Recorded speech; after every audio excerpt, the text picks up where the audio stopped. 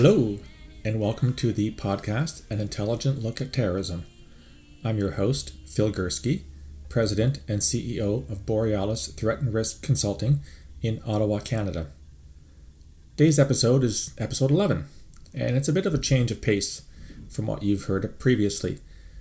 To date, I've been focusing almost exclusively on Islamist extremism for a couple of reasons. One is the fact that is the particular brand of terrorism I am most familiar with and feel most qualified to talk about. And secondly, despite allegations to the contrary, the threat from Islamist extremism remains the number one terrorist threat worldwide in most countries and shows no signs of becoming any less dangerous in the years to come.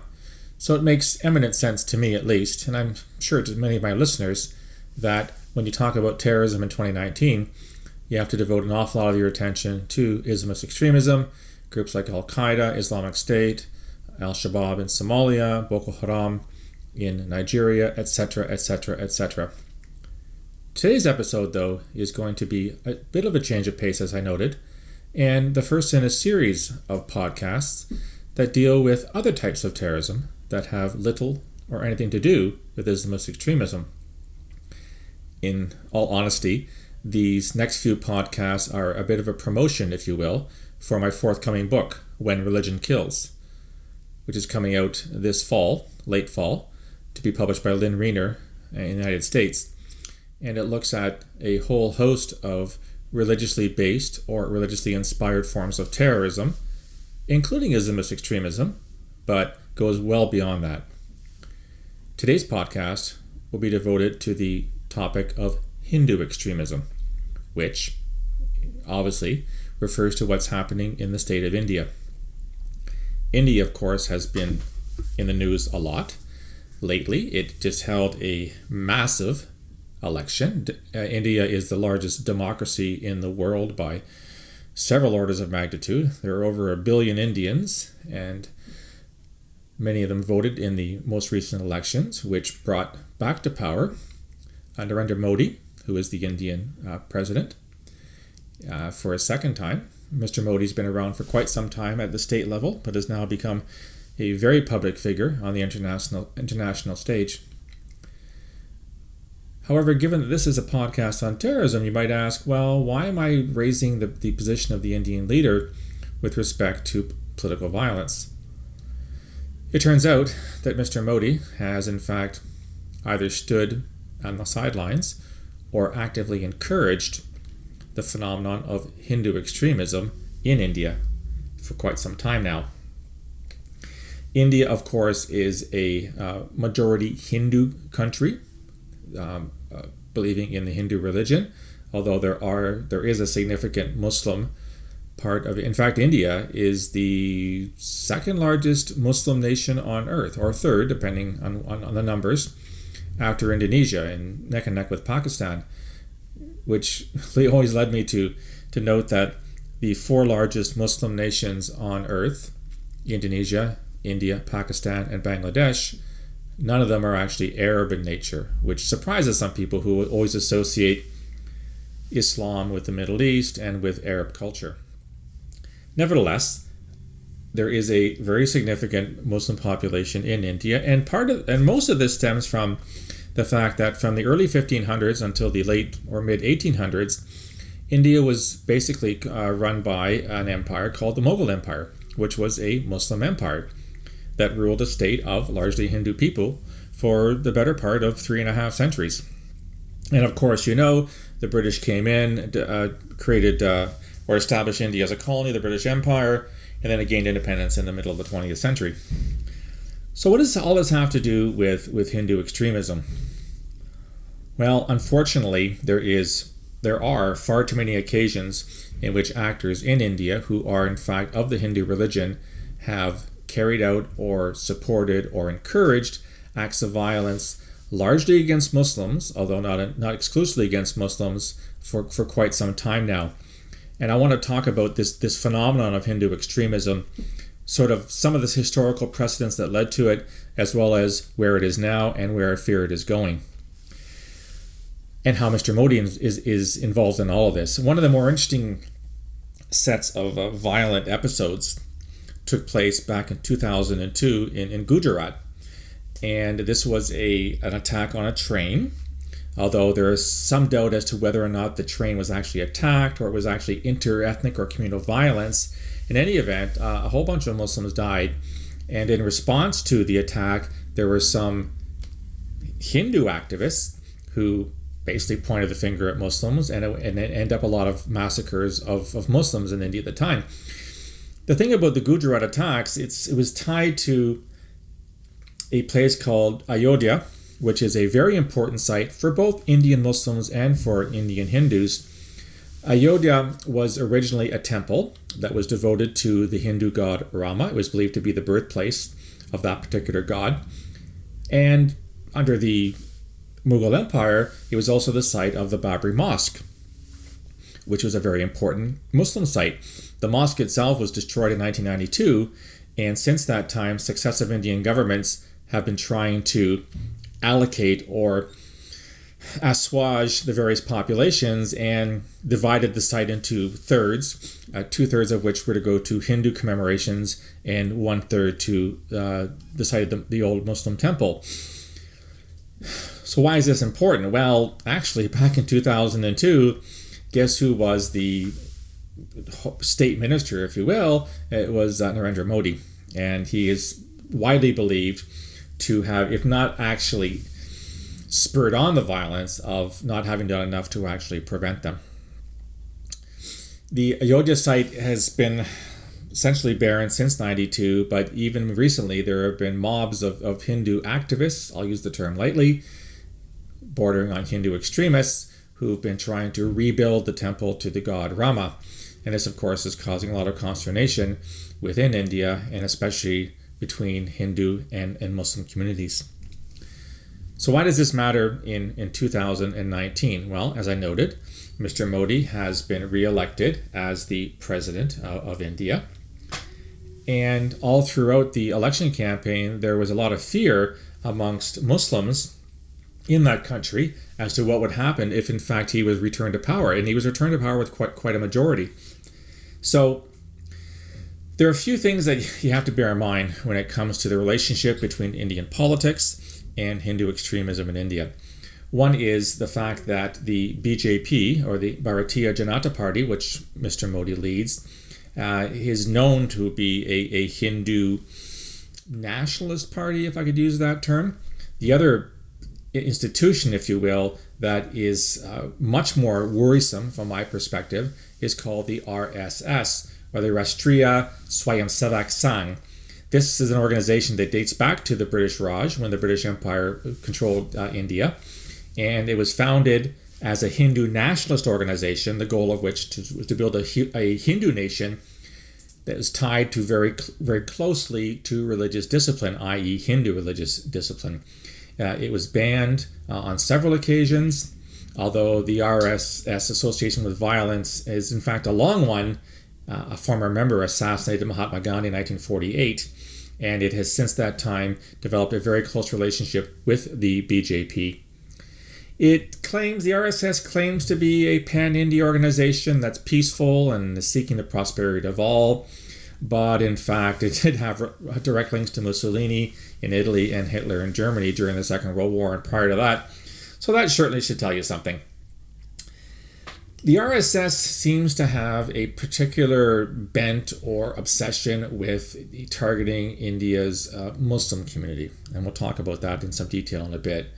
Although it has also attacked India's Christian community, and in fact, if you go back to the 1984 storming of the Golden Temple in Amritsar under Indira Gandhi, that of course was a Sikh temple. I talked about that in the previous podcast on Sikh extremism. The RSS was big behind that particular battle, if you will, between Indian Sikhs and Indian Muslims. But how is this Hindu extremism manifesting itself today? There are a couple of interesting phenomena that have gotten quite a lot of attention in the past couple of years. And one of them goes by the name of cow vigilantes. A very odd term. But this refers to the fact that, of course, in Hinduism, the consumption of meat is not allowed. It is not part of their diet. And some Hindu extremists are, in fact, trying to carry on or expand that ban on eating meat to non-Hindus. Well, and who are the people that consume meat in India to a large extent? Indian Muslims. So what you've had happen on many, many occasions are allegations by Hindu extremists that Muslims have illegally slaughtered cows, whatever that means, or transported them to be slaughtered later.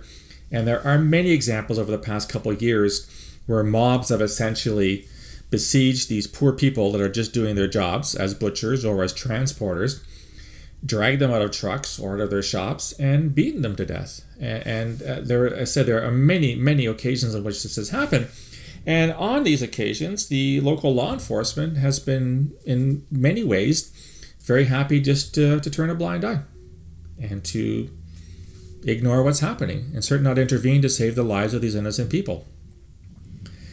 Mr. Modi has on occasion called for people to, calm down. The consumption of meat is not illegal in India. But again, given his past, I think we have to really question how sincere those calls for calm are. The second interesting phenomenon that is also Indian in nature, is an attempt or many attempts to counter what's been termed love jihad. And I always found this to be a very fascinating term. Jihad we can talk about for many days on what it really means in Arabic, what it means in Islam. But the term love jihad, it's also called Romeo jihad, believe it or not, is this belief that Muslim men are seeking to convert non-Muslims to Islam through love, be it real or feigned, or through marriage.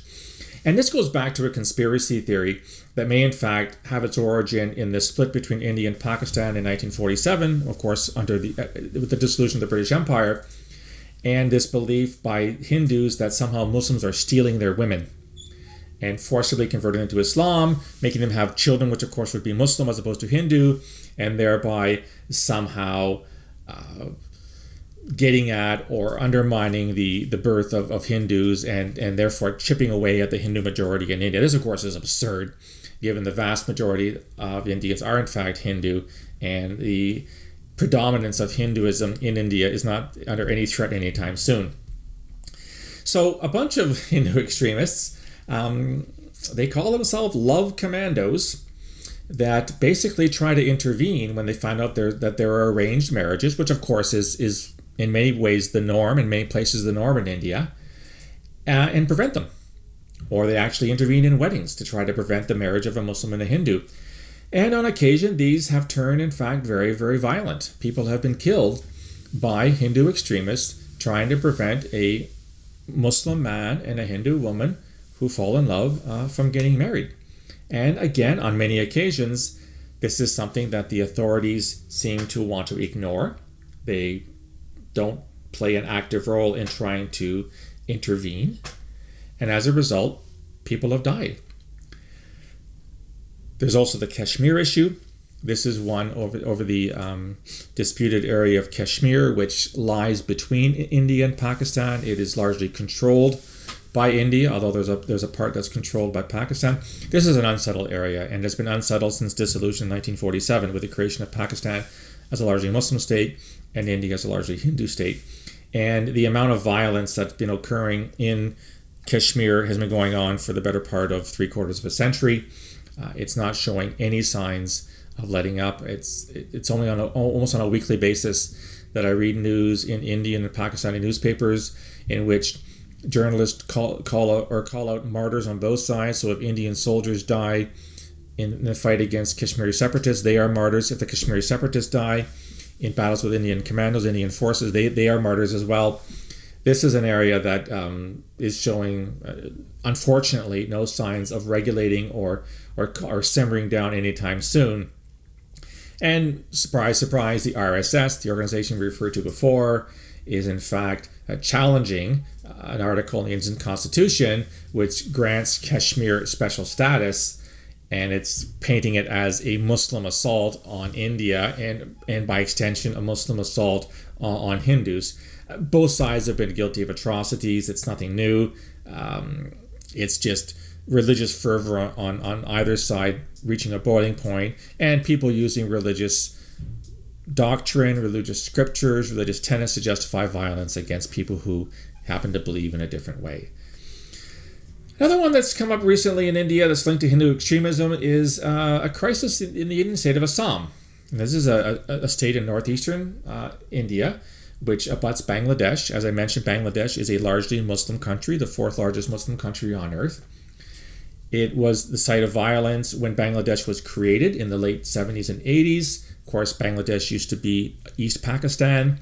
There was a civil war when it became an independent country.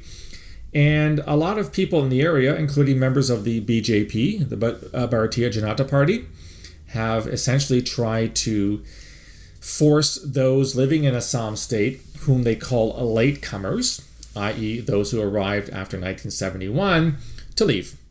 And in part, they are denying them citizenship, they are denying them any kind of nationality, and they just want the problem to go away. They want these people to go back to Bangladesh, saying that they immigrated illegally into India in the early 1970s. And in fact, one BJP member stated that those who do not leave should be shot. Quote, "If these Rohingyas and Bangladeshi illegal immigrants do not leave India respectfully, then they should be shot and eliminated. Only then will our country be safe." So this is an issue that is also seems to be not going away anytime soon. There's also a greater sense of Islamophobia amongst many Hindu extremists. There have been riots. There have been terrorist attacks carried out by Indian Hindu extremists, etc., etc., etc.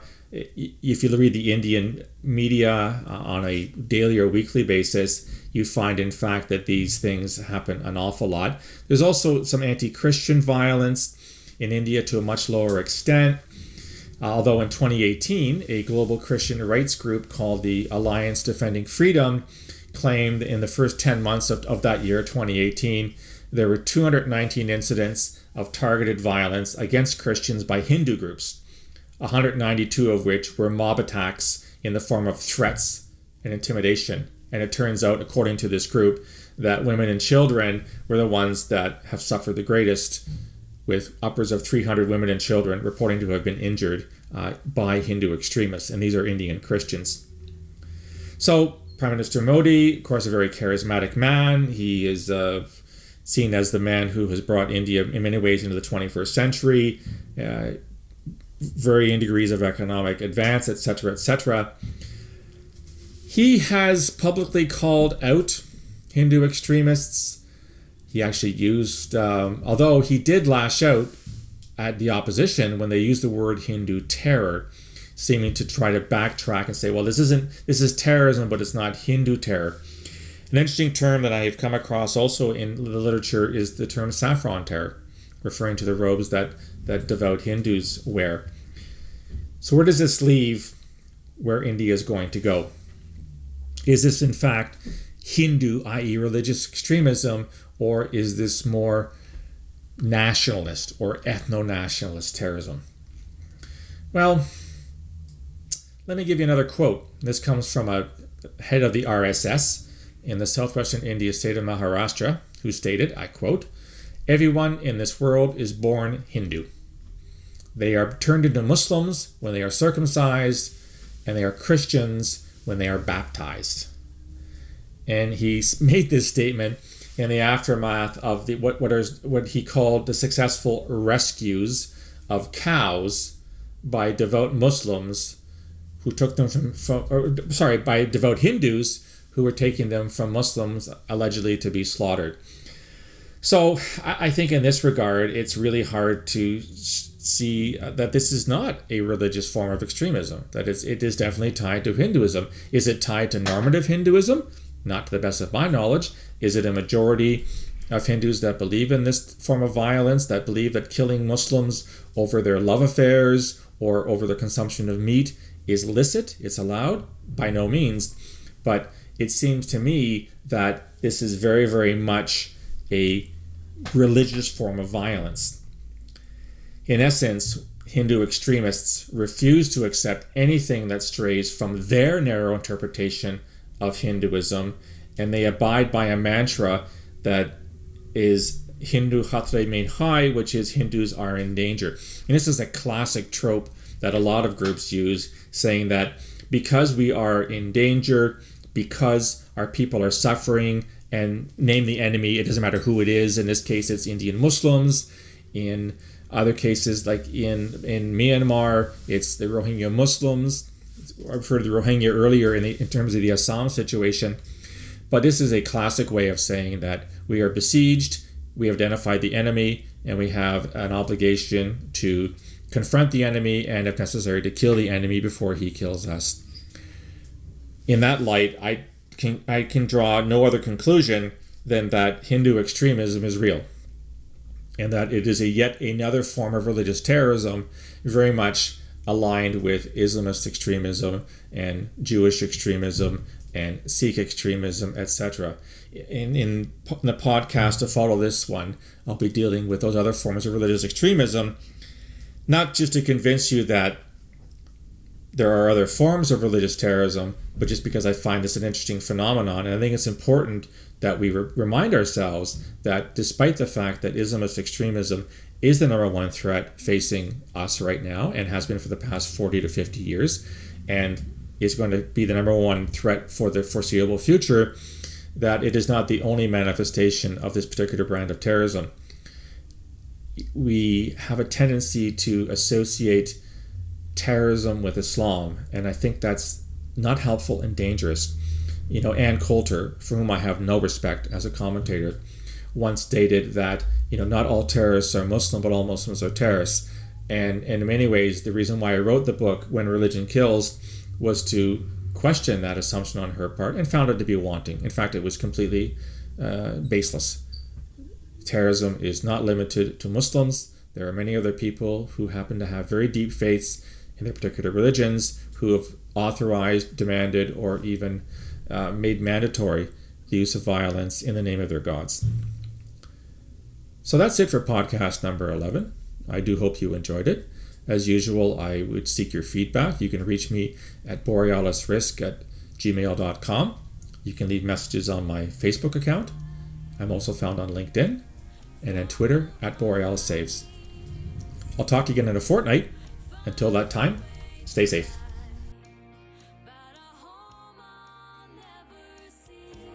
It may sound absurd,